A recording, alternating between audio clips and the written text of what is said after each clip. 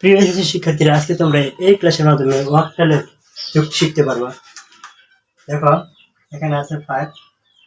তার আগে জানা দরকার তোমাদের অক্টালের বেস কত। অক্টালের বেস 8। অক্টালের বেস 8, এটা সবসময় মাথায় রাখো। 5 যোগ 3, এটা যদি অক্টালের যোগ করতে বলে কি করবা? 5 আর 3 8, লেখলা 8। আর বেস কত? বেস 8। 8 বিয়োগ 8 কত? 0। হাতে যেহেতু বেস একবার বিয়োগ করছে, এই কারণে হাতে আছে 1। তার মানে 5 আর 3 যোগ করলে 1 0। এটা অক্টালের যোগ।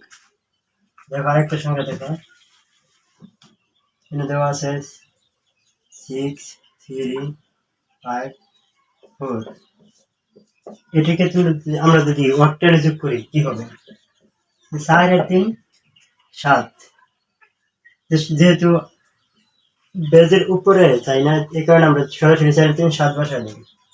যদি বেজের উপরে থাকে তাহলে আমরা বিয়োগ করবো, এই যে করবো তো 4 আর 3 7। আবার 5 আর 6 কত? 5 আর 6 11।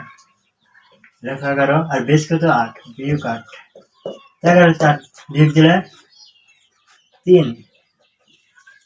এই কারণে আমরা এখন কত বসালাম? 3। আর যেহেতু বেস একবার বিয়োগ হয়েছে, এই কারণে হাতে আছে 1। তার মানে 63 আর 54 যদি অক্টাল যোগ করি তাহলে অক্টাল সংখ্যা হবে 137। আরো প্র্যাকটিস করো। 5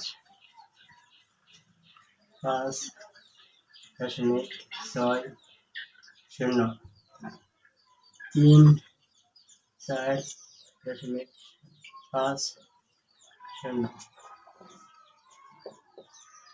দেখো তো, এই অক্টালের কেমন যোগ করতে হবে? 0 0 0। 5 আর 6 11। 11 থেকে আমরা অক্টালের বেসটা বিয়োগ যাবে, তার মানে 3 বসাই দেবো 3। আর যেহেতু একটা দশমিক আছে, আমরা এই জায়গায় একটা দশমিক বসাই দেন। আবার দেখো, বেস যেহেতু একবার বিয়োগ পেয়েছেন এই জায়গা, এই কারণে হাতে আছে 1। 4 এর 5, 5 আর 5 10। 10 থেকে আমরা অক্টালের বেস বিয়োগ দেবো। 10 থেকে 8 বিয়োগ দিলে 2 বসাই দেবো 2। হাতে আছে যেহেতু একবার বিয়োগ পেয়েছে, তার মানে হাতে আছে 1। 3 আর 1 4। 4 আর 5 কত? 9। 9 থেকে আমরা অক্টালের বেসটা বিয়োগ দিবা। 9 থেকে 8 বিয়োগ দিলে 1 বসাই দেবো 1। আর একবার বেস বিয়োগ করার কারণে হাতে আছে 1। আশা করি সবাই বুঝতে পারছো।